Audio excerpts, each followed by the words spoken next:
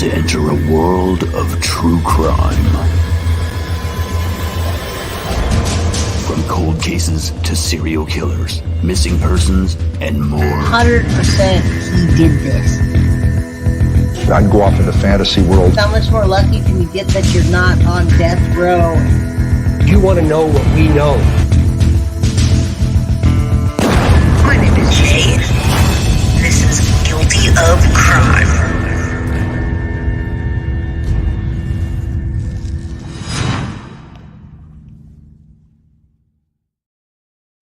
Hello, everybody. It's Jay with Guilty of Crime, and I'm back. I did a new background for everybody. Somebody said I am comparing to T-Rev, which is an honor. However, I don't think I compare to anybody. That's a call-in line, and I don't think I could sit there all day and do therapy. However, some of this stuff is therapy, like yesterday. And yes, Coach Complete is here. I was hoping for Coach Complete to be here.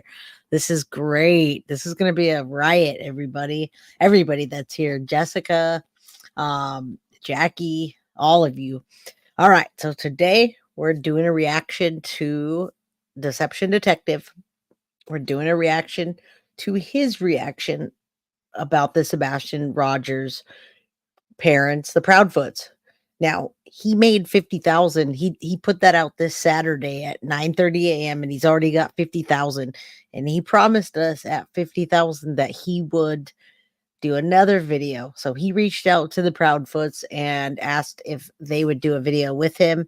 And we don't know if they're afraid or not. I had to lower that. It's a little bright for my eyes. We don't know if they're afraid to meet with him directly, but we're going to find out. We're going to do that today. But before we get to that, I want to talk to you about the grandma. I don't know if anybody is paying attention to shots being fired at each other.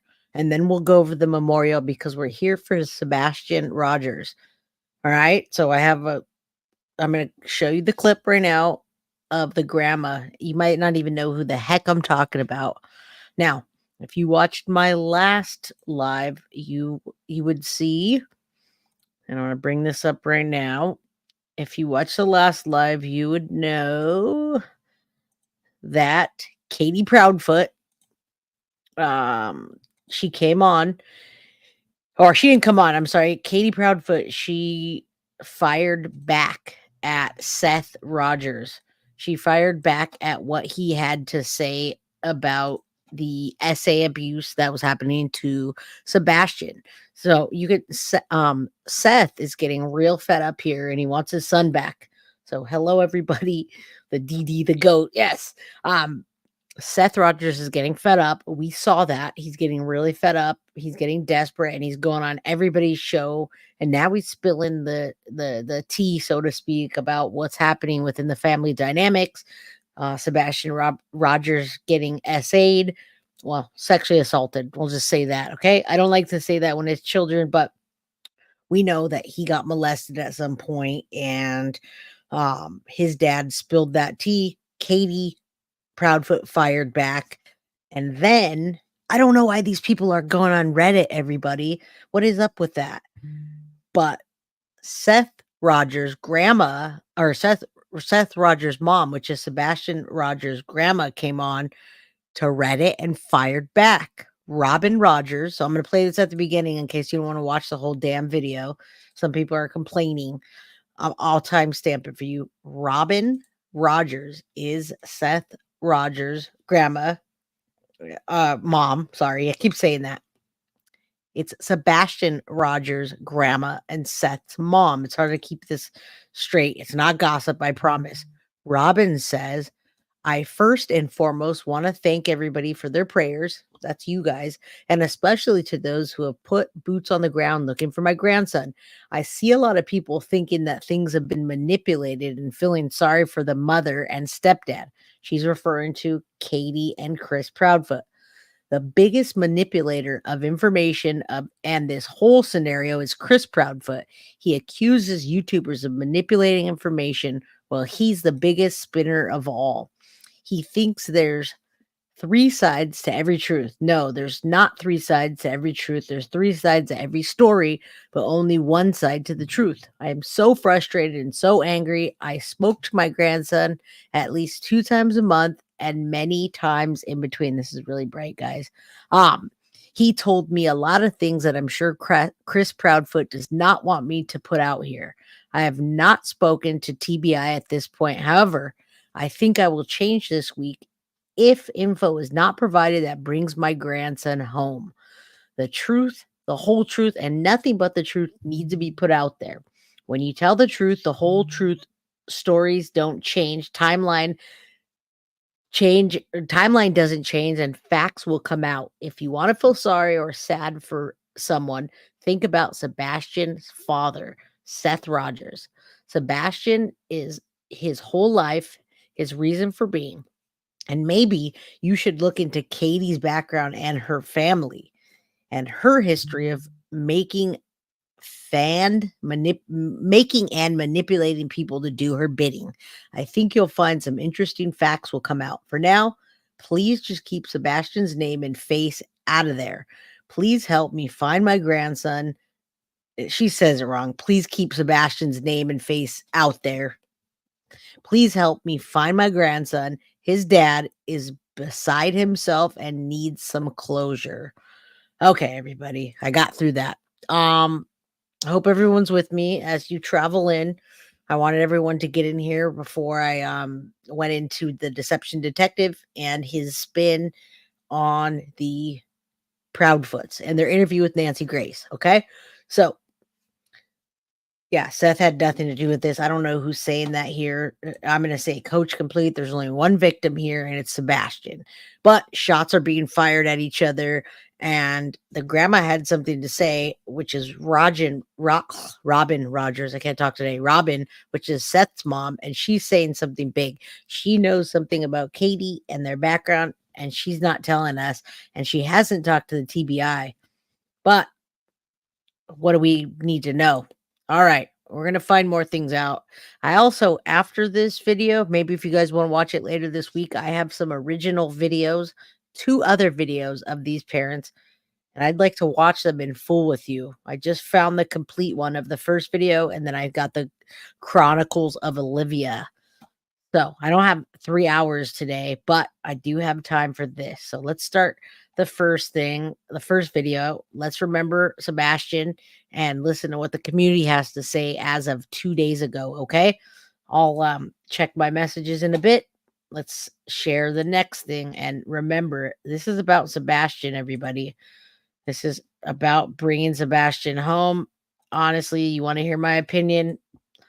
I don't think he's out there playing video games, if that means anything to you guys. Tonight, the Hendersonville community came together once again to pray for the safe return of Sebastian Rogers. Welcome to News 2 at 10. I'm Kimberly Hargett. Monday will mark 6 weeks since the 15-year-old went missing from Sumner County. News 2's Nikki McGee has more on those continuing to keep up hope, praying for Sebastian's safe return. We are one, Lord God, and we believe and we decree and declare that Sebastian will come home safe and unharmed. The search for 15-year-old Sebastian Rogers continues. Nearly 6 weeks later, community members came together for a prayer vigil Saturday, offering messages of unwavering hope. You guys are Sebastian's army. We will find him. We will find him alive. We will find him well. Sebastian's father, Seth Rogers, thanking all those who have given up their time to help search for his son. Sebastian's grandparents also speaking out, coming all the way from Texas for a second time to help locate their grandbaby. He loved to talk about plants with me. He loved to talk about animals with me. He loved to go fishing. And he would say, there is his dad, everybody, and there is his grandma. Now, Sebastian's grandparents. There is Robin Rogers. I just read her statement to you before I played this. Her statement said a lot. Okay, you can go back after the replay and listen to the statement again. Look at who's at this. It's the dad and the grandparents. The mom is not even there. Okay, so think about that real hard. you know, Mimo, that's our favorite sport, right? Sebastian's family also had a strong message for anyone looking to benefit from their search efforts. You're going to be out here doing what needs to be done to bring our grandson home. We appreciate it. But if you're out there just making money, stay away. But throughout the investigation, strangers have become allies. Since the beginning of the search, Karen Strom and her son Jaden took a special interest in the case and organized Saturday's prayer vigil. By the fourth day, I really started to get involved. I went out searching on the fourth and fifth day, and ever since then, I've just been pretty vigilant with helping however I can. In addition to searching alongside Sebastian's father, the two also continue to provide flyers to the community to help raise awareness. I have children of my own, and it's hard to not see their faces when you look at his. And I think it's hard for every mom and dad here. Saturday, they ended Sebastian's prayer vigil with handwritten messages to Sebastian, ones they plan to share with him upon his return. We can't let this case get cold. It cannot get cold, and we will find him. And the more vigils and the more news presence and media coverage that we get, the more his face keeps out there, and maybe somebody will see something and they'll say something, and we'll get Sebastian home. Now, tonight's event was held at the Rudder Restaurant in Hendersonville. Strom and her son will leave flyers there for anyone who would like to help. But Katie and Chris weren't there. They're not searching. They didn't do anything. Neither one of them were present. That says a lot. This reminds me of Jen Soto. And what we talked about last night was she hasn't been at anything, everybody. We heard that from Jenny yesterday, that Jen hasn't been to anything. She wasn't at the funeral. She hasn't been at the memorial, and she probably will not be at the vigil on Saturday. So not to mix cases up, but Sebastian, let's remember him for a minute. People are still searching for him. They have hope. And this was 2 days ago. Help distribute them. And if you have any information on this case or Sebastian's whereabouts, you're asked to call the Sumner County Sheriff's Office or the TBI right away. Kinley. Thank you so much, Nikki. All right, we're done with that one. And beautiful music can soothe the soul. No, we don't. It can. All right, now for what we have to talk about today.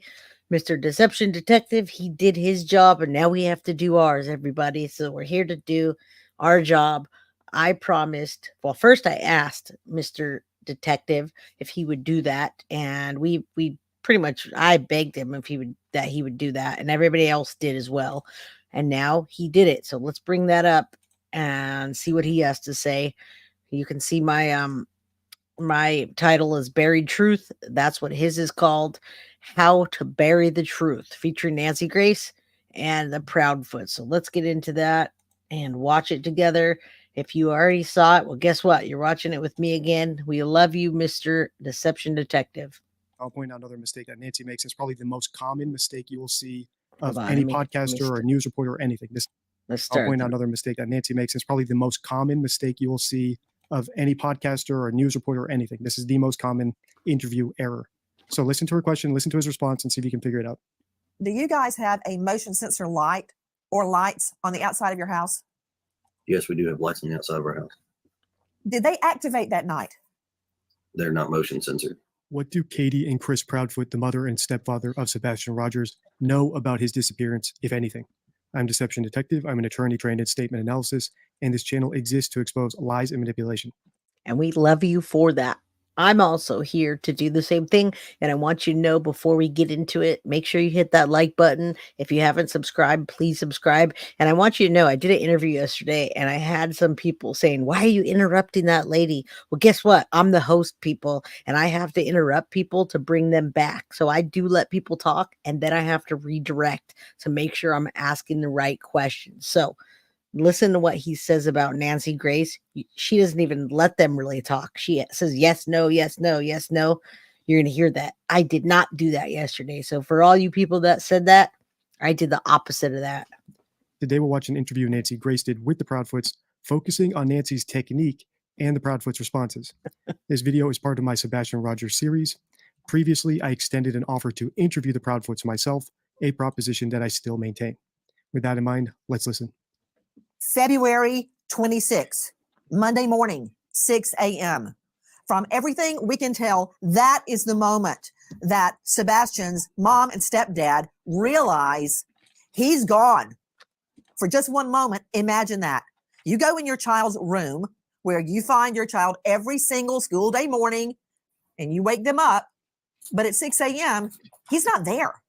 Can you imagine what must have gone through their minds? First of all, I want you to hear what his bio mom, Katie Proudfoot, says. Listen. When I woke him up for school, he wasn't there. I took a second and walked through the house looking for him in case he'd gotten up and was trying to get breakfast or something, because he did that sometimes.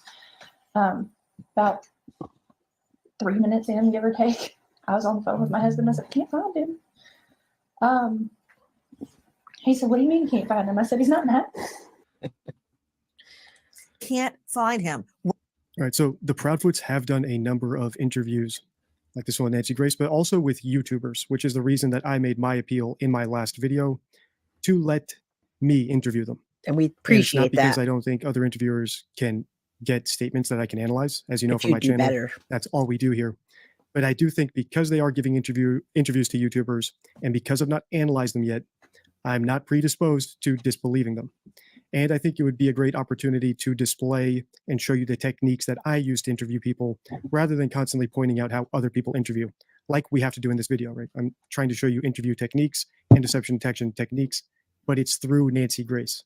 And Nice I prefer face. to have a real live subject who we could analyze together. Which we're going to Especially do. one where I'm not predisposed. I don't necessarily know whether or not they're guilty.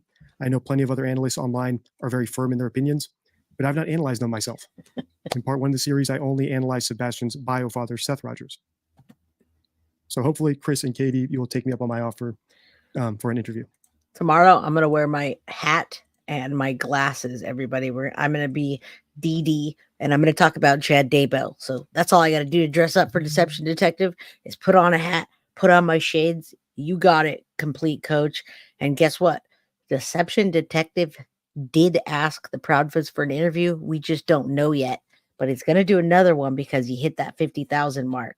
Let's keep going. We love you, Mr. Detective. And I did buy your deception deck. So I can't wait to get it. I'll be with my cards as soon as I get them.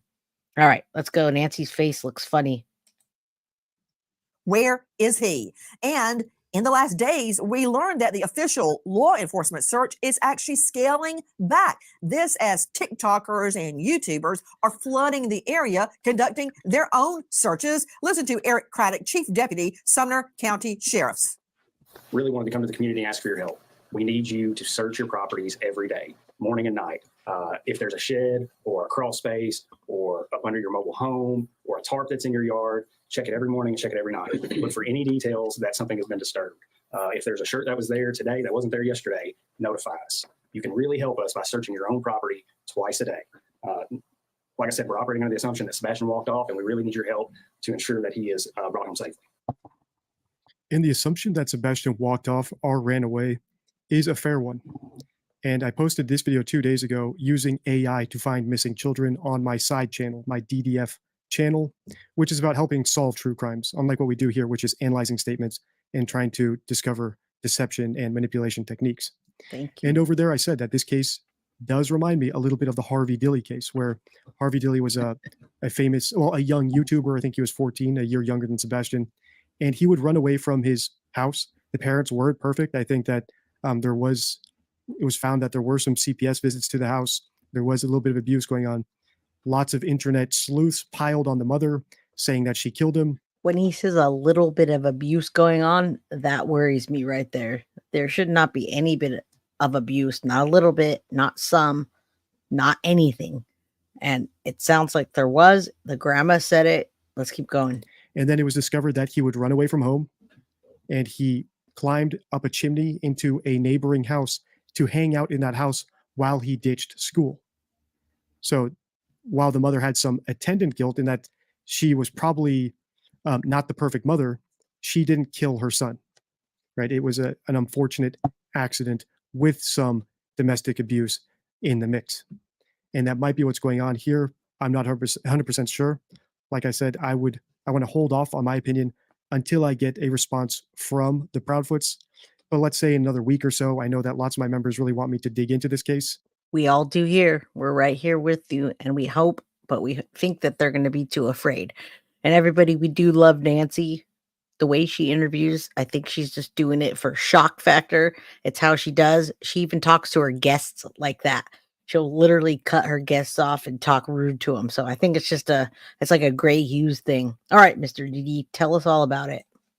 If you're a member of the channel or you're considering becoming one, this is where I post my polls now in the member section to see what the members want, and I make a video accordingly.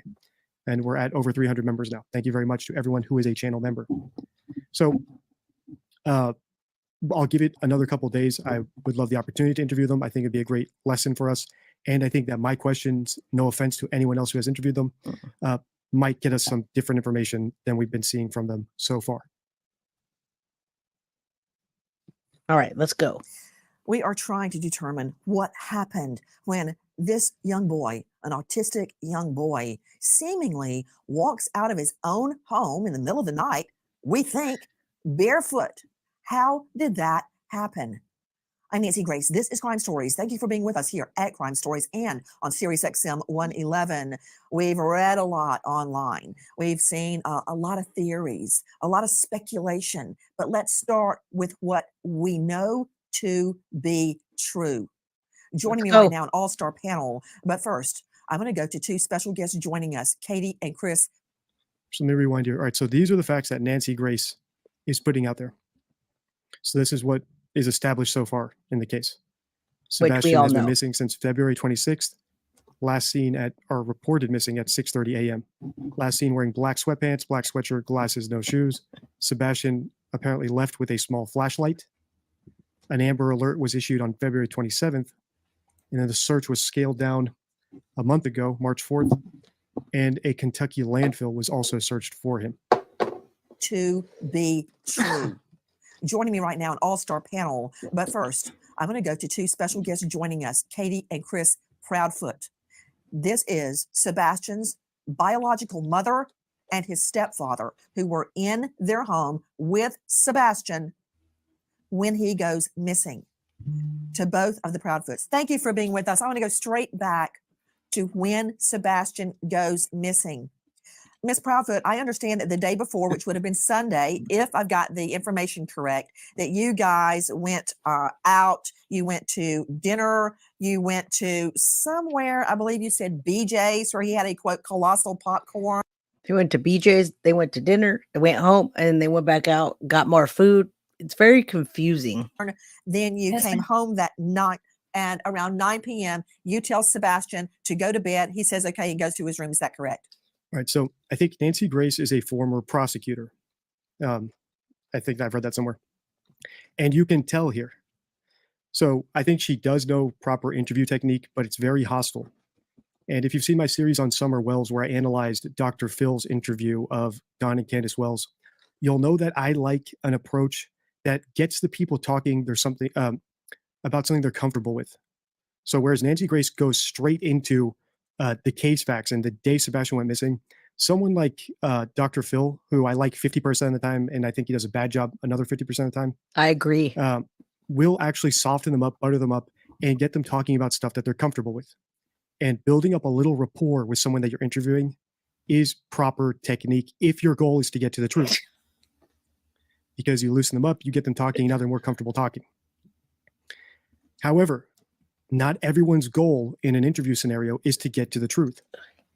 Sometimes the goal is to just dunk on people that people don't like, right? To attack them so that your audience cheers you on. And I'm sure in the comments here, we'll see that, well, I was thinking people will be rooting for Nancy Grace, but they are. But also some people are catching on that this is not an interview. This is a Nancy Grace interrogation. Another place we saw an interrogation was in my video about Jeffrey Epstein, where Congress was questioning the head of prisons who was in charge when Jeffrey Epstein allegedly offed himself. But rather than asking questions that would provide useful information or get us to the truth, the Congress men and women, I think it was just men, the congressmen who were asking the questions were asking questions in a way that was basically designed to have their audience and their constituents clapping along and basically dunking on this lady for letting something happen on her watch. Right. I wish it was more news related and a little softer and a little more geared towards a child. But yeah, this is definitely, I love Nancy Grace, but she's a little hard and she should soften up for certain cases. I know she's been broken since Casey Anthony and Kaylee, and she was a prosecutor for a long time, and there's no bullshit with this lady. I thought I was a no bullshit woman. She's really no bullshit. All right, let's keep going. Then figure out what actually happened. And I've seen a lot of this interview, and I think that is what's going on here. Nancy Grace isn't necessarily conducting this interview to get the facts or to get the truth. She's conducting this interview for applause breaks, right? To ask a gotcha question and then rub it in the parents' faces. And then I think her opinion is that the audience will be clapping for her and cheering her on. And that is what I meant when I put this on X earlier today. The truth is greater than dunking on unlikable people. Many, including Nancy Grace, stumble here. The desire to please the crowd is too strong. Yet ultimately, we all understand truth brings more satisfaction than even validation. So I think a great interviewer is Chris McDonough from the Interview Room, who I believe would have taken a very different approach here, something like what Dr. Phil did with the Wells, where he butters them up a little bit and then works his way into it. So already we're off to a rocky start. That's my point in saying all this. Nancy Grace is starting with zero rapport building and getting straight into the gotcha questions. A second mistake is she provides a ton of the information in her question. In other words, the question is extremely leading. When we saw this in my Nicole Kessinger series, where we analyzed Nicole Kessinger's interrogation. When you put all the facts into the mouth of the person you're interviewing, it does very little for people like me who are analyzing it later to get to the truth, because all they have to do is say yes or no. And now I don't have their own words to work with. I have the interviewer's words, and then I have the subject giving a one-word confirmation or denial with zero nuance, zero new words that they could have introduced. So I'm going to rewind Nancy's question, listen to her question, listen to how much information is packed into the question itself. Goes missing. Ms. Proudfoot, I understand that the day before, which would have been Sunday, if I've got the information correct, that you guys went out, you went to dinner, you went to somewhere, I believe you said BJ's, or he had a quote, colossal popcorn. Then you came home that night. You went to dinner, you went to BJ's. It's almost as if she's doing her prosecutorial job, right? Like she's got Katie Proudfoot up on the stand and she's trying to lead Katie into a yes or no response in order to get something on the record. That's what she does. But that's not, that should not be the goal here. The goal here is to get more information from Katie. And like I said, hopefully they see this video. Hopefully they accept an interview with me. But if not, my audience is my number one priority. You guys have voted for me to analyze the parents. That's you guys. Series. So if we don't hear back from them in a week or so, that's us. I will analyze their older interviews. I just want to keep the option to interview them on the table because of how valuable it could be towards getting more truth, maybe helping them clear their name, or maybe helping us feel more comfortable that they do have guilty knowledge. Right. Let's clear their name if they need to be cleared. And around 9 p.m., you tell Sebastian to go to bed. He says, okay, and goes to his room. Is that correct? Yes, ma'am. That night, I understand from previous statements you've made that you went to bed around midnight. The other issue with quoting back stuff from previous interviews to them is you eliminate any possibility of inconsistencies. I agree, Mr. Detective. She's actually telling them word for word what happened, and she's basing it on what statement. They talked several times, so I'm trying to figure out what statement at what time she's basing it on, and she is giving them blow by blow. So far, she's talked the entire time. I've only heard them say yes, ma'am, or no, ma'am, or whatever. Probably only yes, ma'am. The best tools we have on this channel, for example, in my McCann series, is analyzing what they say across multiple interviews. Because if they say something that contradicts an earlier interview, it means we need to investigate further. On the same token, there is something known as the reminiscence effect, which is in my deception deck, my 52 favorite rules for spotting deception and manipulation. So if someone tells the same story verbatim across multiple interviews and across years and months, it might be that the story is scripted, which is why it doesn't change at all. Because the person is not recalling any new information because they're not searching their memory for any new information. And we actually don't get any new information from this other than watching them get grilled. Every feedback that I've seen on this entire video anywhere is just talking about them getting grilled. And they do get grilled. They do. But I don't see them slip up because she gives them all the details. Keep watching. And one of my favorite YouTubers, Pat Brown, one of my favorite analysts, and a friend of the channel. We've made videos back and forth, commenting on each other's analysis. I saw her video analyzing this Nancy Grace interview, and Pat Brown pointed out that the mother has changed her story over the interviews. But the changes the mother made aren't necessarily contradictory of each other. So they don't necessarily mean that she's lying. It could be, and I think the changes were along the lines of Sebastian not waking up, but then her saying that Sebastian did wake up in the night and that they had a small exchange with each other. And this came out across different interviews where the new details were added. And the fact that the details build on each other and don't necessarily contradict each other could be a sign that she's remembering a true story. Right? It could be reminiscence effect. And I'll just read you that rule here because I don't think I've read it in any other videos. So I'm going to read you that rule from the deck quickly. Please do. I'll have my deck soon, Mr. Deception Reminiscence Detective. effect. Thank you. I can't wait. Honest people may change their stories slightly with each retelling as they recall and prioritize new details over time. Conversely, if a story remains rigidly consistent in its details, emotions, and sequencing on every retelling, it may have been fabricated in advance. This is known as scripting. And the example I give here is from the McCanns. So I've not watched those other interviews. I've not analyzed them. But the fact alone that the stories aren't exactly the same doesn't necessarily mean that the mother is lying. And it could even be a sign that she's telling the truth. Is that correct? It is. And to you, Mr. Proudfoot, Chris Proudfoot, did you also go to bed at midnight or before or after? I wasn't there. No, ma'am. We went to bed around the same time. Another thing Nancy is doing here a lot, and I've not watched much of her, like Dr. Phil I've watched more of because of the Wells case. The Wells series I've done, which is very popular. Not a Dr. Phil But fan almost here. all of Nancy's questions are leading binary yes/no questions.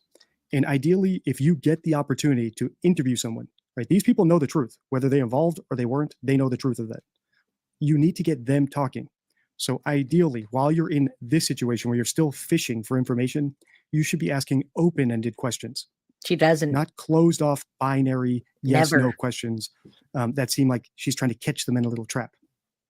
We just don't have enough information yet, right? It She's didn't providing work. all the details, asking them to confirm yes or no. And then she's asking closed yes/no questions and asking them to basically consent or deny it. And often things aren't that binary. There is a lot of nuance, and I want them to provide the nuance. In time, because we were on the phone together. And was not home. please excuse any of my questions. I'm simply trying to find out more about that night. Do you two sleep in the same bedroom? He wasn't actually in the home at all that weekend. That's not the question. You were not home. No, Okay. ma'am. So where were you, Mr. Proudfoot? I was in Memphis, Tennessee.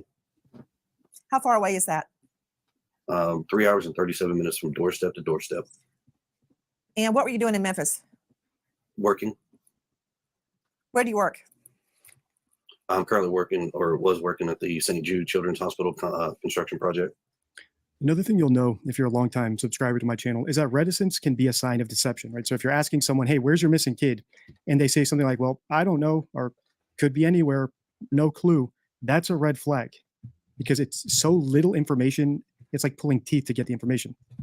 However, if you're asking them a yes or no question and they say yes or no, it sounds reticent, but it's only because they're trying to cooperate with you.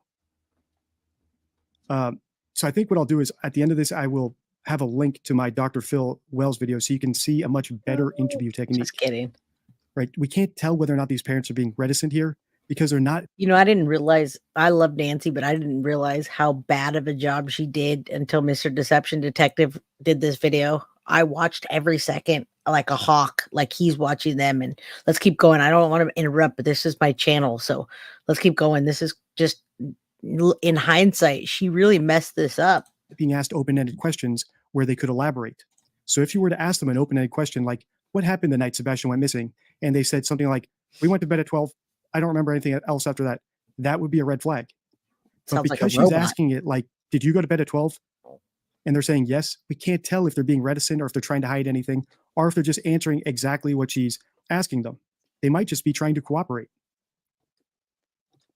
And like I said, I know lots of people online are very firm in their opinions about Chris and Katie, but I have not analyzed their other interviews, and I don't want to just yet. But I we want will. to give them the benefit of the doubt in case we get the opportunity to interview them. You hit And like I said, if we don't get the 50,000. opportunity, then we will analyze their old interviews and analyze them the same way we analyze everybody else who doesn't give us the opportunity to interview them. We have to look at other people's interviews of them. And hopefully in those other ones, they are asked more open-ended questions. Because here, this binary yes or no questioning isn't useful for us. It's not giving us any meat to analyze. We are here to talk, Coach Complete. Yes, I'm very familiar with St. Jude's. You said you were working there. Are you no longer working there? No, I don't work. I drink all Right day. now, that's up in the air. We both drink all day. Well, you've been gone ever since Sebastian went missing. So I understand. When you are home, do you Boom. two sleep in the same bedroom? Yes, ma'am. Is this a 3-bedroom home? Yes, ma'am. Where is your room as it relates to Sebastian's room? It's on the opposite end of the house. The master bedroom's on one side, and the other 2 bedrooms are on the other side of the house. Okay, so your master bedroom is on one side of the house and Sebastian's room is on the other side of the house. Is that correct? Yes. The other issue with Nancy Grace's technique here is because she didn't build any rapport or even hint that she might believe their story, like saying, I'm so sorry that your son has been missing for a month now. They're Maybe scared we of can her. help you figure out where he is. Maybe some of our viewers might know something if we get this information out there. She didn't even do any sort of lip service Nope. to the idea that she might believe them at all. And she's So talking when she's all the asking time. them questions about the house, even something as simple as the layout of the house sounds confrontational. Right. And I don't blame them if by this point they become more reticent because they feel attacked, whether guilty or not. And they're already ma'am. attacked. Okay. Yes, ma'am. No, Now- ma'am. And Chris McDonough of the interview room is very good at relaxing people and lulling them into a false sense of security. That's not good. So if you False haven't seen sense, my latest video in my Summer Well series, I suggest checking that out as well to see how he interviews as opposed to Nancy Grace. I'll never give you guys a false sense of security and then bam you, okay? I promise. If you come on my show and give me an interview, I'm going to take control of the questions. I'm not going to let you just ramble on, but I will never give you a false sense and then just strike you with some nasty questions. But Nancy's not doing good here. She's talked the whole time. What the hell? And like I said, at the end of this video, I'll have a link to the Dr. Phil interview with them. So you can see 3 different styles of interview technique and see how it opens people up. You have a 3rd bedroom that I believe you keep for your other daughter. Is that correct? Yes, ma'am. Is that Faith? Is your other daughter named Faith? Yes, ma'am. Okay. So where is Faith's bedroom as it relates to Sebastian's bedroom? It's in the back side of the house. Sebastian's bedroom So in the it's- front side of the house. Okay. So his bedroom is away from Faith's bedroom and away from your master bedroom. Is that correct? Yes, ma'am. Is Sebastian's room on a top floor or a ground level? We have a ranch style house. It's a 1.5 story. So everything's flat, and then you have the bonus from above the garage. Okay. So his is on ground floor, right? Yes, ma'am. Yes, ma'am. Okay. That morning, was there any sign of a break-in through a window, a front door, a back door, a sliding glass door, anything at all? No, ma'am. Okay. No sign of forced entry. Was anything taken from the home at all? Not that we could find anything. We couldn't find anything missing. Sorry, guys. I didn't mean I to want to laugh. circle back to Sebastian's shoes. Well, I think, didn't we see that Sebastian took a flashlight? So a flashlight is missing. Well, maybe. Or they If did. anything was missing. Do you have a burglar alarm? No, ma'am. See how long it took her to answer the question. I think they came on the show very intimidated. Everybody probably already told them that they were going to get blasted. If you know Nancy Grace, you know she's going to blast you. It took her a while to answer the question. And even though she doesn't have a burglar alarm, which is weird, a burglar, I don't know what that word is, an alarm, she's supposed to have worked for an alarm company before she probably got fired because of all this stuff. So burglar alarm, whatever, weird choice of words, but they're scared of Nancy, and this interview does suck. We're not learning anything. Do you have a Ring doorbell cam? No, ma'am. Okay. Have the two of you? Another minor error that Nancy is making is she's asking these questions in the present tense. And we saw this in my Nicole Kessinger series with Agent Kobek, where he said, do you have any social media accounts? And Nicole Kessinger said, no. if she actually helped Chris plan any sort of murder, and I don't think she did, she would have deleted them by the time she went to the police. So she can honestly answer, no, I don't have any. The proper question, what we actually want to know in her case was, did you have any other apps to communicate with Chris a week ago or 2 days ago? Did you delete any apps off of your phone in the past week? What's the last app you deleted, right? So past tense, because we want to know what happened in the past. So here, let's say they did have a Ring doorbell and they had a recording and they knew they were under suspicion from the police. They might say, and I don't think this is what happened, but let's say they were guilty. They might say, hey, let's throw away the Ring doorbell and get rid of the account so any recordings get deleted. And then if they're asked, do you have a Ring doorbell? They can honestly say no, right? They could pass a polygraph saying no. And who catches that except deception detective? That's very true. If you take a polygraph and someone says, do you have that now? And you say no because you don't, versus did you have that before? This is very helpful for everybody. If your kids are lying to you, make sure you ask them the right questions.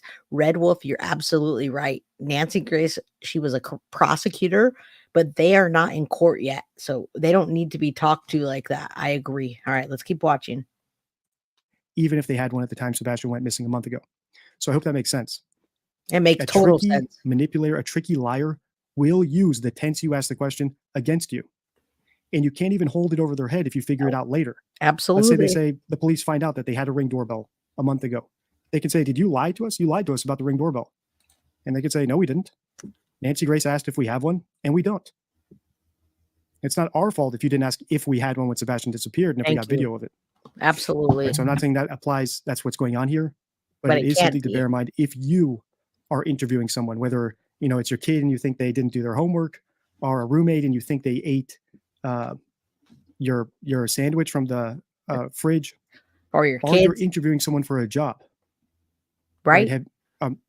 All good. Do you have a criminal record? No. Did you? Maybe it got expunged. Maybe they were arrested when they were younger. The better question would be, have you ever been arrested? Right. So you have to actually ask specific questions because tricky liars will use it against you. He's taken a polygraph. I have. I have not. Would you be willing to? I've offered and volunteered on many occasions to take a polygraph, and I was told directly by law enforcement because of my whereabouts, I did not need one. Yeah, but you I understand. lied. Ms. Proudfoot, did you pass your polygraph? I did. Those questions out of the way. And you all know by now that Nancy offers him to get a polygraph and he doesn't show up. So we hear this, we're going to hear it again. And he never showed up. He says he will. He lies on this. He's lied many times before about other things, and he's going to lie again. So let's listen to him lie since we know that he's lying now. Just a quick note regarding polygraphs. Polygraphs are kind of like body language in that it's a lot more subjective than you might think. So they're a good tool for bluffing. If someone's guilty and you say, hey, are you okay with us polygraphing you? And they say no, that's a good indicator that they might have some guilty knowledge because they're scared of the polygraph. But whether or not someone passes or fails a polygraph doesn't mean quite the same thing, right? So passing one doesn't necessarily mean they're innocent, whereas failing one doesn't necessarily mean they're guilty, but it might lean a little bit more that way. Right. People can get past faith in the home when Sebastian went missing. No, ma'am. Does anyone else have a key to your home beside your immediate family? No. No, ma'am. No, yes, no, yes. That not. And once again, Nancy's asking these closed questions. Does anyone else have a key to your home besides your immediate family? It's a yes or no question. You can only answer it one way. A better question would be, who has access to your home? And then let them start thinking of people who might have access to the phone, to the home. Right? Well, our neighbor knows the code for the garage, so he can get into the garage. My daughter, she has a key, or she knows where the key is hidden under the floor mat. Right? So she might not have her own key, but she might have access to the home because she knows where the key is hidden in case of an emergency. Right? She knows which rock it's hidden inside. I hope you guys are all paying attention to this because he says it 7 different ways from Sunday. If you're not listening to it, please hear what he's saying. Ask different questions, even if it's just to your kid, your brother, your sister, interviewee. She's asking the questions now, and this didn't happen now. It happened before. And if you look at the Proudfoots, you're right. They're getting redder and redder as we go. So until you're pretty concrete in what happened, you should try to keep your questions open-ended so that the subject can elaborate and talk more. And you don't necessarily need to analyze all of it on the fly. In this case, Nancy would have the benefit of being able to go back and listen to the recording. But like I said from her very first question, it seems like her main goal here is to dunk on these people, right? To get a gotcha question or to grill them, because that's what people want to see. They want to see these parents get grilled because maybe even if they didn't do anything to their son, they seem to be bad parents, where they have a history of CPS coming to the house, or they don't seem quite sad enough. So we have to be careful about always giving the audience what they want. Right on my channel, all of you guys. We do have to be careful because I'm getting a headache. I just took a headache pill. These lights are so bright. I'm giving you guys what you want. Like way close up with the lights. Sorry. Okay, let's keep watching. Got to be careful about giving your audience what they want. I'm never going to do this. We like Nancy. Carl, you're right. She's putting on a show and getting the clicks and likes. And we like it because we're here. Guys, we're almost at 100,000 now. We're about to crack 90,000 subscribers. Are with me on that. I believe every single one of you values the truth over being confirmed to have been correct, right? I will be the first to admit I was wrong if I develop more information. And I've actually changed my mind on the channel publicly about Hans Niemann. So if you value the truth over the sensationalism or the clicks, that's the highest goal. And it's also the most engaging content. I think Nancy going for the audience play and trying to give her audience what they want to see and her dunking on these parents, in the long term isn't the right move. It's not as entertaining, it's not as interesting, and it's not as useful. Thank you. Night, Miss Proudfoot. At midnight when you went to bed, what did you do until midnight? I had been reading a chapter that I needed to, and I had been talking to my husband on the phone. I was falling asleep on him, so that's when he told me it was around midnight. He told me to go ahead and put the dogs up and go to bed. And that's what I did. I got up, put the dogs where they sleep, and then I myself went to bed. Where do they sleep? They have a big pen. A pen, is it inside or outside? Inside. You see how it's just one answer or just one word to the answer or the question. I'm sorry, I'm saying it wrong. It's one word to the question. Pen, sleep, outside, yes, no. Inside. That reminds me of another question. Did the dogs bark? That's a question someone needs to ask. I think did the dogs bark that night? Because in the Summer Wells case, that case for me is basically Sherlock Holmes, the case of the Hounds of Baskervilles, right? The dog that didn't bark. It's a house surrounded by something like 20 dogs, and they allege that someone came onto the property and took their daughter, but not a single dog barked. Like the plot holes in stories people fabricate are everywhere, as long as you're listening closely. So I want to know, did these dogs bark? Question. Do you guys have a motion sensor light or lights on the outside of your house? Yes, we do have lights on the outside of our house. Did they activate? All right, I'll point out this. So listen to his answer here, then I'll point out another mistake that Nancy makes. It's probably the most common mistake you will see of any podcaster or news reporter or anything. This is the most common interview error. Listen so up. Listen to her question, listen to his response, and see if you can figure it out. Do you guys have a motion sensor light or lights on the outside of your house? Yes, we do have lights on the outside of our house. Did they activate that night?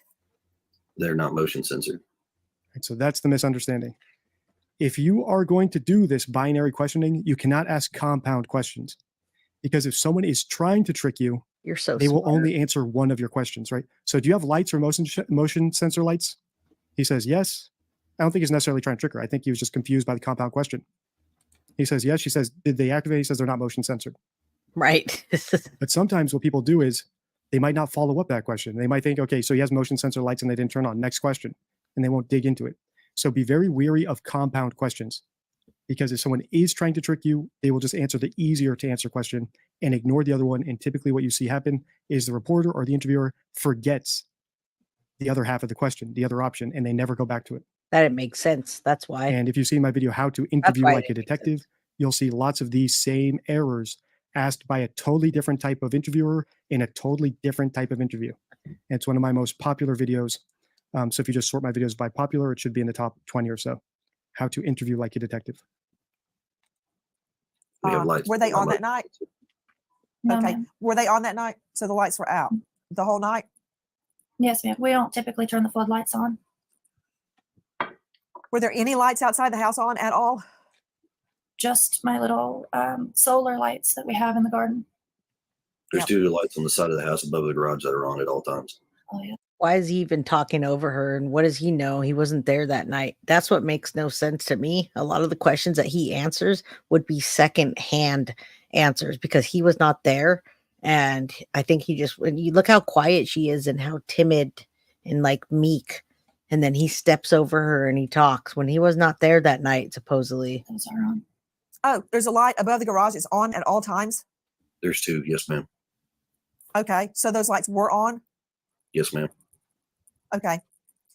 The reason I'm asking is because I heard you say earlier, Mr. Proudfoot, that your neighbors have been very, very forthcoming with their Ring camera info. And I was trying to determine if any lights were on, what, if anything, they may have caught. But I understand from your previous interviews that nothing of any evidentiary value was caught. And also, in another statement you gave, I understand that the video of the two flashlights, and I'm saying that with air quotes, that's not exactly what that was at all.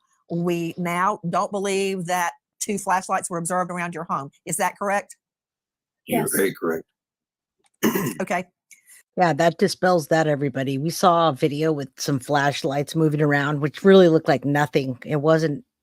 It didn't have anything to do with Sebastian Rogers or those people. Supposedly, we'll find out later when we actually find out what happened. Hopefully that does happen. I see the comments and I see you saying that the parents don't look like they're worried at all. It doesn't look like they're eager to go find their son. I'm moving around in my chair more than they are. I'm like, let's go. Let's bring him home. And they're just sitting there like they took a bunch of Xanax and don't give a shit. So that's my opinion, but we'll hear what Mr. Deception Detective has to say.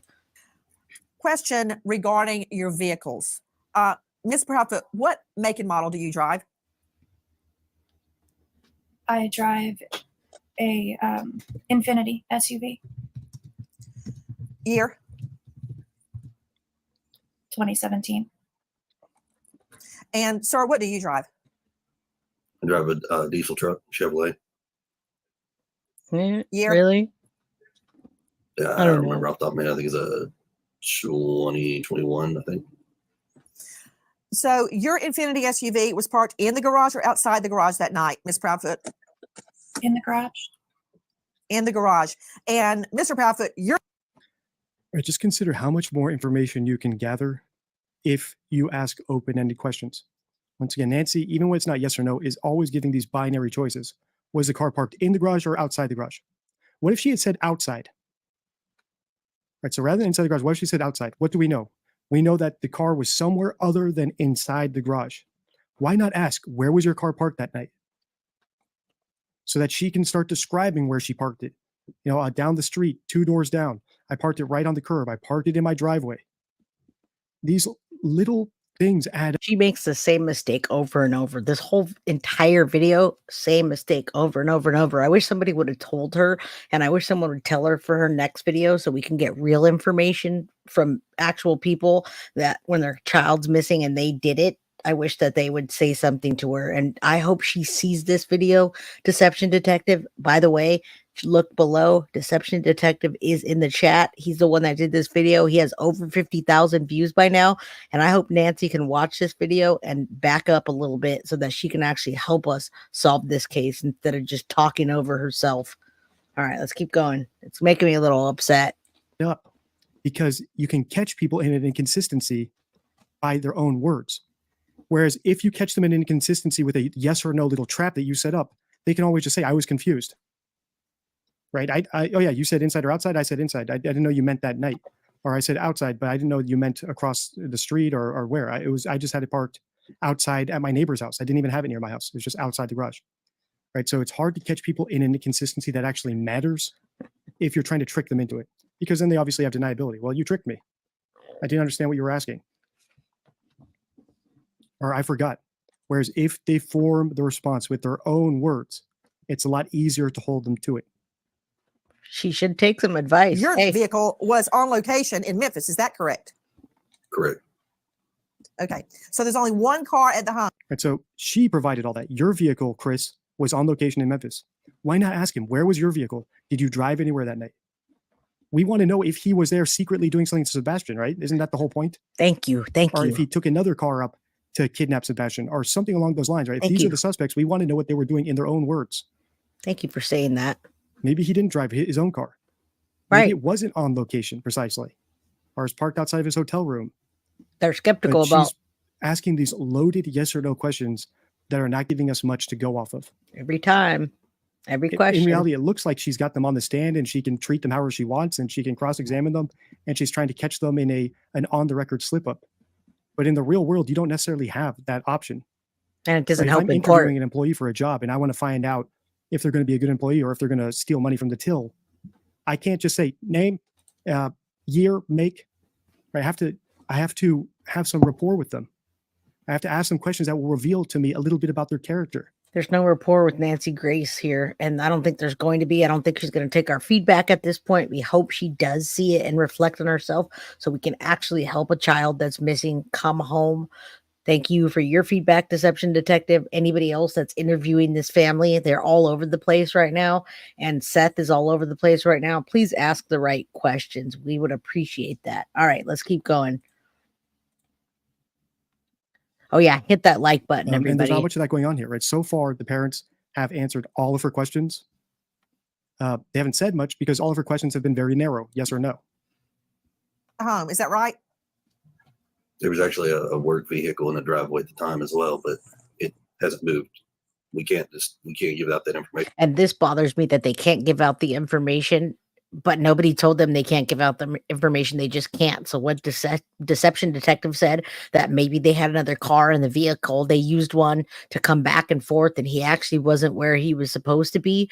This could have been the vehicle they used because they're not supposed to give it out, but nobody told them they can't give it out. So where's that coming from? Listen up close. Because we don't have permission from her work. I don't understand that. What? About the make and model of the vehicle. I have a work van that was also parked in the driveway. You don't have a job Why anymore. is that? If it's out in the driveway where people can see it, why is that privileged information? We just don't have permission from her company to divulge that information. Have you asked? No, ma'am, we have not. So how do you know? Nobody's asked us So that that question. was okay. So why doesn't she ask? You have a work van. Question to you, Miss Proudfoot. What do you do for a living? What? I am an installation technician. She missed that big time. That night, was the work van blocking your driveway? Could someone go in and out of your driveway? The van is parked at the back of my driveway. So now we're finally getting, 10 questions later, what could have been answered if Nancy had just asked an open-ended question. And I get that she's trying to pin them to their story. But asking open-ended questions at the top allows you later to go ask the questions to pin them down and catch them in inconsistencies. But why didn't she catch them in that part about the car and nobody telling them that they didn't have permission? Why would they need permission, first of all? And second of all, nobody told them that they didn't have permission or they did. So how could you ever say, I don't have permission to do it if someone didn't tell you that? And she doesn't even work for that job anymore. So what repercussions would she have? It makes no sense if she's looking for her son. Like I said, I'm sure Nancy knows this. I don't think Nancy's dumb. I don't think anybody who does this for years, right? I don't think Dr. Phil is dumb. I don't think Piers Morgan is dumb. I don't think people who interview other people professionally are dumb. It's a matter of what their goal is. And when entertainment is also a factor, she has to get views. Her show is on YouTube and I think on Sirius XM. She needs people tuning in. There has to be an entertainment value. When not getting the truth, she's not an educational channel, right? No. When getting the truth isn't the top priority, other factors come in. And I think that Nancy is playing up the grilling of these parents. But she's not getting anything. Because she knows that's what the audience wants to see, what they'll tune in for. But for you and me who actually want to figure out what happened, it's not particularly useful, which is why I'm starting off with this one. Because I don't think any of the answers here preclude us from seeing the Proudfoots as potentially guilty or potentially innocent. And like I said, if we don't get the opportunity to interview them ourselves, we will look at their older interviews where I think there's a lot less legal coaching going on. And I think that the interviewers probably let them do a lot more talking. driveway so someone can pull in. So before we continue on this, everybody, before Mr. Deception Detective does it, we're going to do it. I have 2 full interviews now that you're going to listen to, and they're a lot more relaxed. They actually talk, and they say a lot more than they say in this. These are just 1-word answers. So we're going to do that before he gets to it. We'll do that on Thursday. Tomorrow we have Chad Daybell. We're going to go over Chud. I call him Chud Daybell, and the cult prophet. He's the cult leader prophet. Bad, terrible cult. Didn't do a very good job, but that's what we're watching tomorrow. And then the next day we'll do the interviews. Yes. Got it. Do you park your Infinity SUV in the garage or outside the garage? In the garage. In the garage. Do you have an automatic garage door?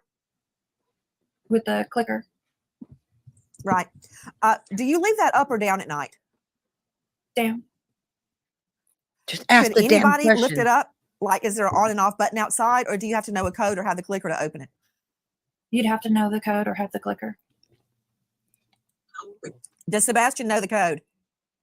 Not to the garage door, but to the man doors. Not to the garage door, but to the house The doors? regular door, yes. So is there a code to get in your home, or do you use a regular key? There's a code. And he knows that. Another rule I'll read you here, and this is very useful. I think lots of true crime junkies know it. If a suspect speaks about the victim in the past tense, like a missing kid in the past tense, it could indicate that they know the kid is dead. And the famous case of this is Susan Smith, right, who said that her car was hijacked. And when she spoke to the press, she said that my kids wanted me and my kids needed me, which to the investigators was a big red flag that she probably knew her kids were dead and that someone didn't actually steal her car with the kids in the back seat. And eventually it was discovered that she locked her kids in the car and drowned them, and she drove the car into the water. So by asking questions the way that Nancy's asking them, we can't even hear how they are referring to Sebastian, which could be instructive. So she says, did Sebastian know the code? And they say, I think they said Sebastian knew the code or knows the code. Let's listen to that again. But the way she phrased it, it didn't allow us to hear how they're referring to Sebastian. So let me rewind. Code or have the clicker. Could anybody lift it up? Like, is there an on and off button outside, or do you have to know a code or have the clicker to open it? You'd have to know the code or have the clicker. Does Sebastian know the code? Not to the garage door. Right, does Sebastian, oh, yes or no again. Does Sebastian know the code? Yes or no? No. Whereas if she had asked, who knows the code? Or how did Sebastian access the house? Stuff like that. We could get the answer to that question, but also see how they refer to Sebastian, because they would. Agreed, because you're telling me he can't get out of the garage. I don't know any kid that can't get out of the garage. He seems functional enough. When they answer these questions, everybody, is it just me, or does it seem like he's just highly not functioning, a highly non-functioning teenage boy that has autism? It just makes it seem really weird that he gets up and eat breakfast sometimes, but like, don't you get up and eat breakfast every day? I don't understand. Have to refer to him in a particular tense, whether it's past tense or present tense. So I'll just read you that rule quickly as well, just so you get 2 rules in this video. Past tense. Each card has the rule on the back because there are flashcards and a real world example. So past tense. Murderers often refer to their victims in the past tense, reflecting their knowledge of the victim's death. If a suspect describes a missing person using past tense, it could indicate that the suspect is the killer. Which is why trying to get them to refer to Sebastian is important. I want to know how they refer to him. Is it past or present? And if it's present, if I ask them enough times, do they slip up and refer to him in the past? Like Don and Candace Wells did. We're going to have to watch those But videos. to the man doors. Not to the garage door, but to the house doors? The regular door, yes. So is there a code to get in your home, or do you use a regular key? So what do you There's a eat for code. dinner? And he knows that code. Do you wear makeup? Yes, ma'am. Question. I'm just trying to figure out how he would have gotten out, or if somebody came into the home. Could they have gotten through the garage door? No, unless they know the code or had the clicker, which they did not.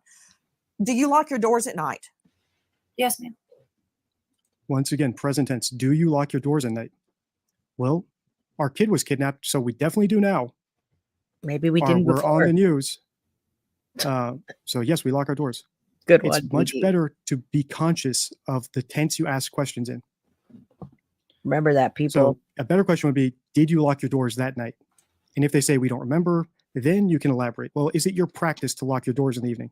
Is it your practice to lock your windows? And you can break it down that way. But start off asking the exact question you want answered. Yes, don't ask them what Could they he ate have for left breakfast. on his own through those doors? That's what it reminds me of, everybody. It's just the questions she asks are so random. Coach Complete's got me laughing over here. Have you ever... I'm sorry, everybody. This guy, you're killing me. Have you ever locked the door? Yes or no? What did you eat for breakfast? Do you put socks on or no socks? Do you wear underwear? What kind of pants do you wear? Jeans or khakis? That's the kind of question she's asking. I'm sorry. He could, yes, ma'am. But I heard in another interview where Mr. Proudfoot said he was not a, quote, wanderer. He didn't wander around. He never left the home before on his own. Is that right? Correct. We haven't had issues with him running or taking off in the past. Okay, let me ask you a couple of questions regarding the doors. Do you What have doors? any home surveillance, anything at all that would have given us an idea or a clue if the door had been opened or... Right? Did you have that? Not do you? And I'm not saying that these people are master manipulators, but if you are dealing with a master manipulator, they will use that against you. And I'll show you one of the thumbnails of a video where I analyze advanced liars, and little slips like that, where do you have it or did you have it, will be the difference between getting the truth or getting a lie, because they will answer you literally.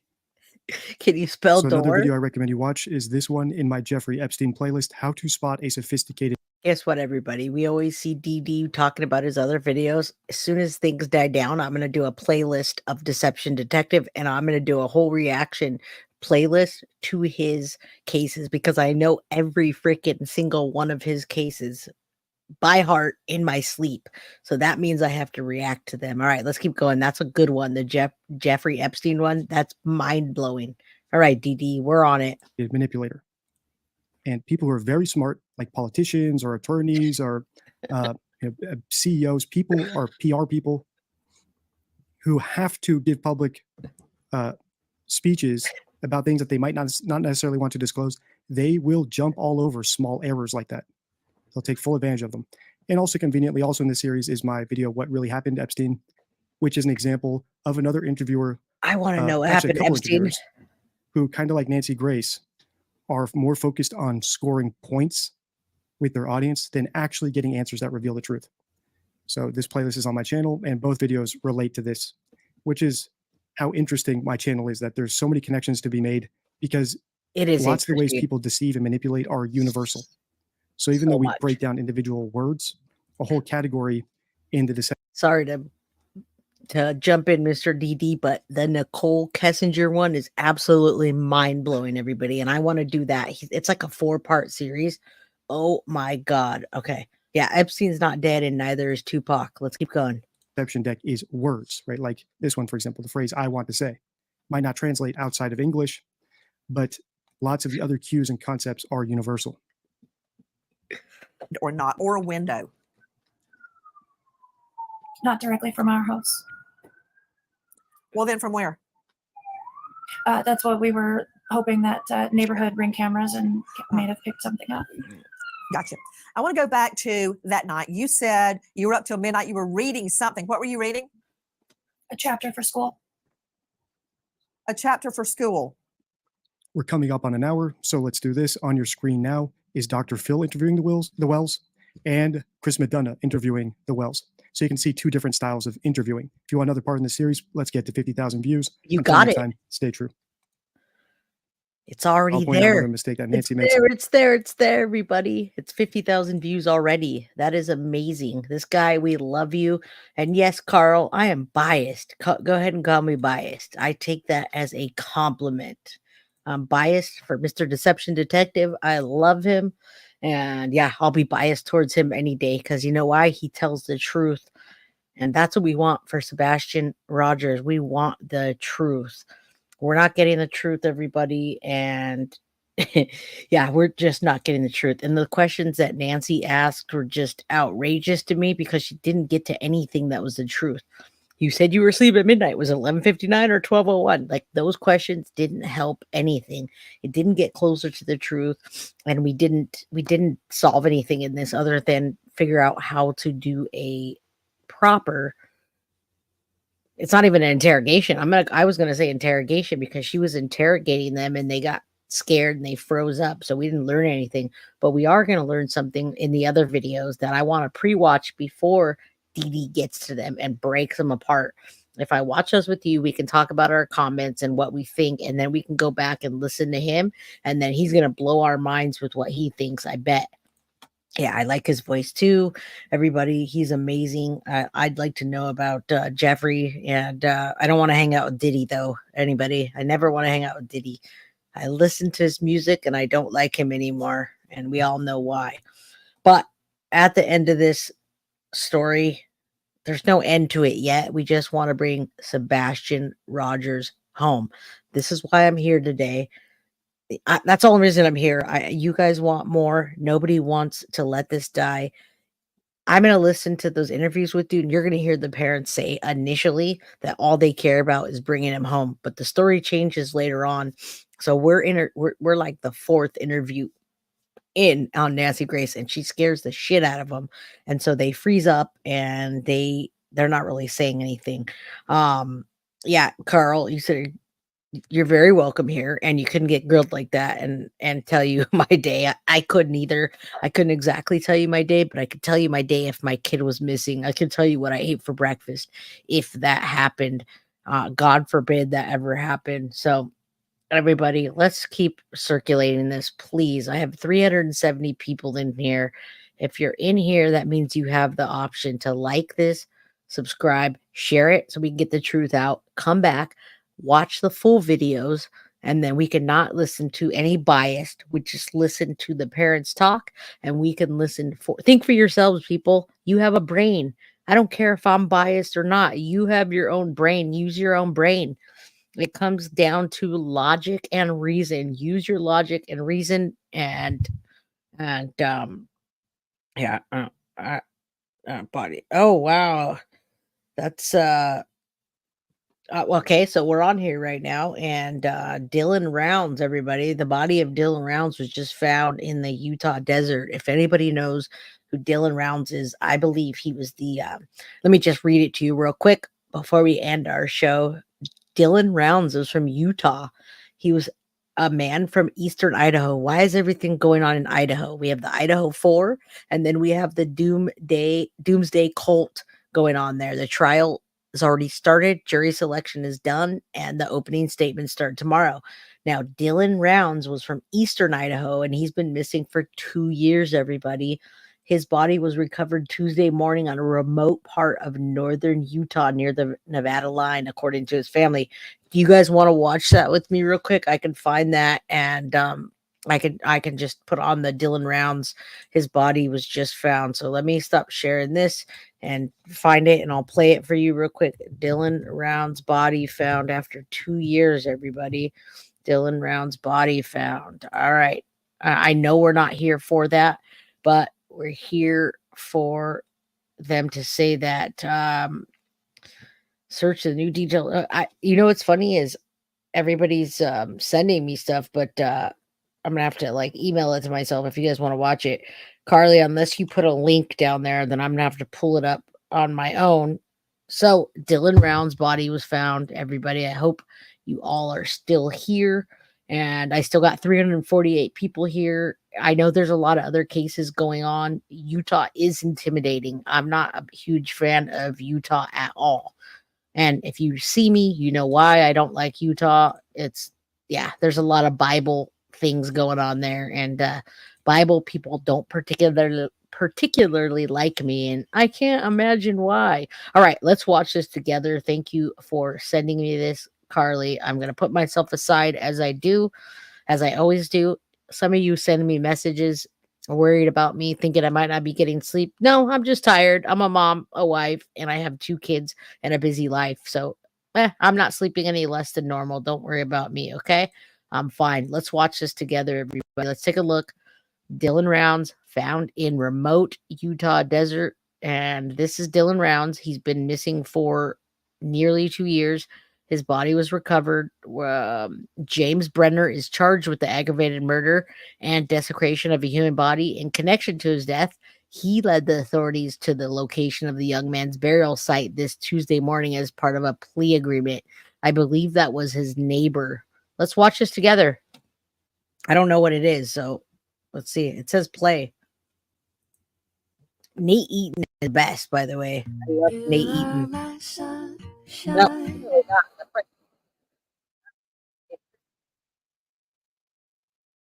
Let's see. Let's see if they play anything. Hold on. Oh, it's Nate Eaton. Has been found. Dylan Rounds, his remains have been found in the remote area of Lucin, Utah. Dylan is the young 19-year-old who vanished over Memorial Day weekend back in 2022. He was a farmer. He moved to the desert town of Lucin, Utah, which is in northern Utah, kind of near the Nevada border, when he vanished. And his family tells me that this morning his remains were found near or in Lucin in a remote area. That's all the information that we have at the moment from his family. Of course, Rounds had been missing since May of 2022. The 19-year-old spoke with his mother on the phone right before he vanished, and his family has spent the past 2 years searching for answers. His mother, Candace Cooley, tells me that as part of a plea agreement with James Brenner, the man accused of killing Dylan, Brenner led the investigators out to the site where the remains were on Tuesday morning, which would be today, April 9th, in case you're just tuning in, or you're watching on another day. They got there, they found those remains, and they have been recovered. Now, Brenner is charged with aggravated murder and abuse or desecration of a human body in connection to Rounds' death. Let me show you just how remote this area is. This is That's crazy. where Dylan was farming. That was his camper.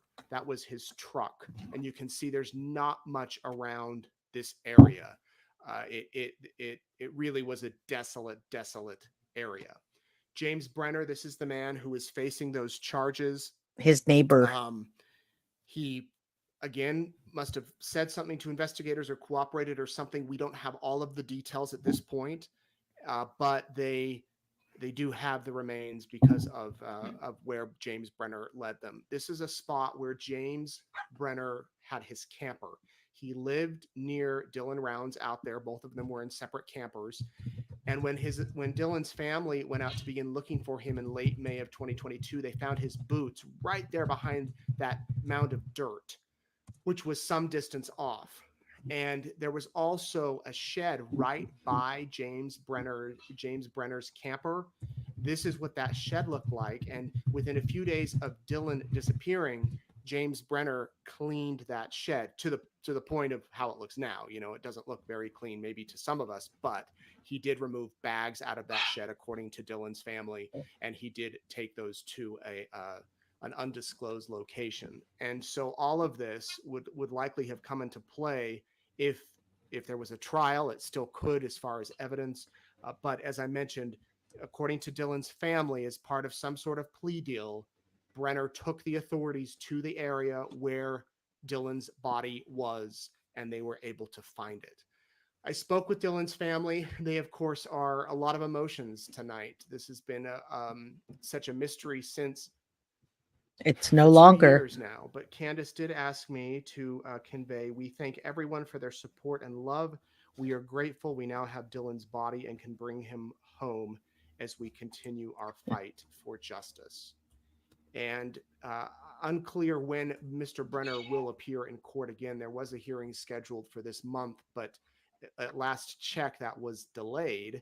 However, now with the recovery of Dylan's body, it could be had sooner rather than later.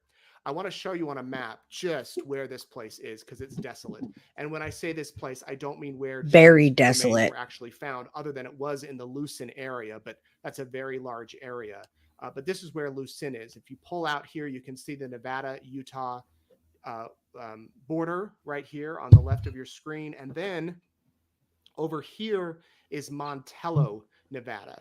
Dylan went back and forth between Montello and Lucin quite a bit. This was another, if you want to say big town, it's not real big, but the closest nearest town to where Lucin is. So he went back and forth between these two places. And in the early stages of the investigation, there was a lot of focus on Montello, and then it seemed to shift into Lucin.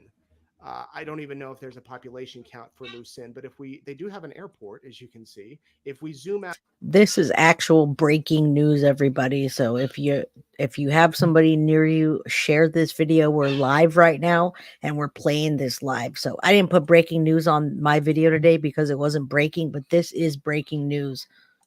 Quite a bit more.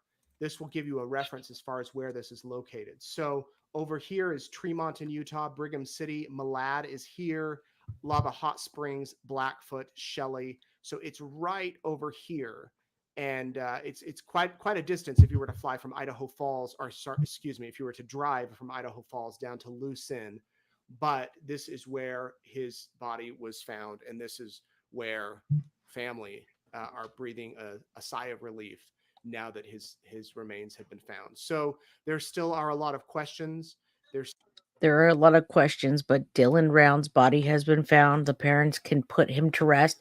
Seth Rogers, if this is you, actually Sebastian Rogers' father, we pray for you and we are on your side. This whole crime crew, this community right here, Deception Detective, all of us are praying for you and we love you. And anything you need from me, please reach out to me. If you need anything, I'm here for you, and so is the community. Let's finish watching Dylan Rounds and see that his family's finally getting some finality to this case. We're still here for Sebastian. We're here for Seth. We're here for the missing children. But one in particular that's missing, and we have hope. Seth has hope, is Sebastian. Still are some court stuff to obviously get worked out, to get solved, to get taken care of. This has been a case we've covered extensively on East Idaho News since Dylan vanished. In fact, here was a picture just at CrimeCon last year. They put up a "Have you seen me" poster with all of these nice messages around them. Keep fighting. Love how his parents represent him. We will find you, Dylan. Hold on to hope. And then there's these wonderful photos that his mother has shared with us and publicly on social media. There's little Dylan as a young boy feeding pigs. There he is on a tractor. He loved farming, was big into farming, big into the outdoors, fishing. There he is. I don't know if he's taking care of a sheep there. Looks like he might be. And here he is on a tractor, which, again, he loved to farm. And that's what took him out to that location so that he Poor could guy. Farming. Yes. Raised in Eastern Idaho. His father is still in Eastern Idaho, Justin Rounds. And tonight, again, they have the answer they've been waiting for. They have recovered Dylan. Thank you, Nate Eaton. I love Nate. He covers the Idaho 4. He covered Lori Vallow and Chad Daybell. You're going to see that tomorrow. He went all the way to Hawaii to ask them the question, where are the kids? And now he's bringing this news. Rest in peace, Dylan. We really...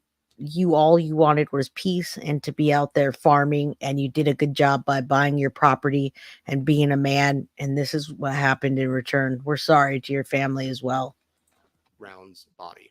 We will continue to follow this story and bring you the latest developments. We have reached out to the Box Elder County Sheriff's Office to see if they have any comment. What usually happens in these types of cases is they cannot confirm right away 100%, like, we know the ID. They'll send the body away for identification, and then it takes a day or two to get. Yes, if you just came in the chat, everybody, they found Dylan Rounds' body after almost 2 years. So we're not on that subject, but we're on it right now. Breaking news came in. Carly told me about it, and yes, they found Dylan Rounds' body. 100% confirmation. So that might be the case in this particular case, but we will just have to wait and see what they have to say. But we will keep you updated. And tonight, our thoughts, our prayers go out to Dylan and his family. Such a big piece of the puzzle that's finally, hopefully, closed in and bringing them a little bit of a closure, or at least some answers to the questions they have had for so long. I'm Nate Eaton reporting. Thank you, Nate. And we'll leave that up. We'll leave that picture up just so everybody knows on the way out of chat. We don't need to see my big face on there. We could just see a small portion of it as we remember Dylan Rounds. I want everybody to know, yes, they found his body after almost 2 years. All this man wanted was to be a man. He was a man, and he was farming. He had bought himself some property, saved up the money to do so, and some squatter killed him. I don't even need to say that man's name. You guys can go back and rewind this and see the breaking news. And yeah, may he rest in peace. And let's pray for Seth Rogers, Sebastian Rogers, and the family that's mourning. Robin Rogers, thank you for that update at the beginning that I read. We appreciate you, everybody that's here. Crime to remember, you say his mom sent me flowers to plant a seed in his memory. She's a very sweet lady. I'm so glad they found her baby boy. I'm glad too. That is the end for now. It sounds like the defendant did a plea deal and told them where the body was. So thank God for that. I hope that he's in there for the rest of his life. He's an older man, and I hope they keep him forever. And yes, Seth was in chat, and we want to wish him also prayers and send him love. Yeah, I love Nate Eaton too, everybody. Nate Eaton is amazing. I watch him every night right now because he's covering the Chad Daybell case. And we know about Lori Vallow, but he's covering that. And I just love that man. He's such a good guy. Yeah, let's end on with Jackie Oliver saying we will never stop for Seth, even if it's however long it takes. It's been over 6 weeks now. We haven't found him. We don't know where he is, and we still have hope. I've said it from day one. After you've gone 24 to 48 hours, there's smaller and smaller chances, but no matter what, we still want to bring him home. If he's if he's somewhere playing video games, bring him home. If he's somewhere outside and he's cold, bring him home. No matter where he is, let's bring Sebastian home like they did with Dylan Rounds. That guy looks so young. He was a man, but he looked like a little boy to me, only because I'm older. He looks younger than my 24-year-old son. So may he rest in peace, and may everybody here. I'm going to leave on this note with Seth saying thank you. We love you, Seth, and we're rooting for you, and I'm behind you. I want you to know that. I believe you 110%, and I see you, and I see how hard you're working. So if you need anything, my email is below. You need donations, you need eyes, anything you need, let me know. We're here for you. I'm here for you personally. Okay? On that note, thank you, everybody. I love you. I love the true crime community. I love the crime crew. And the T-Rev background is for somebody that called me the next T-Rev. That's an honor. Peace out, everybody. Have a good night. Prayers to everybody that needs them. We're out of here. Guilty of crime. I want to thank you for watching. If you enjoyed my content, please share this video, like, and subscribe. You can also follow me over at Facebook, Instagram, TikTok, X, or Gmail. If you'd like to donate to my channel, you can use Cash App or Venmo or PayPal. Thank you very much in advance. Guilty of crime. Are you guilty of crime?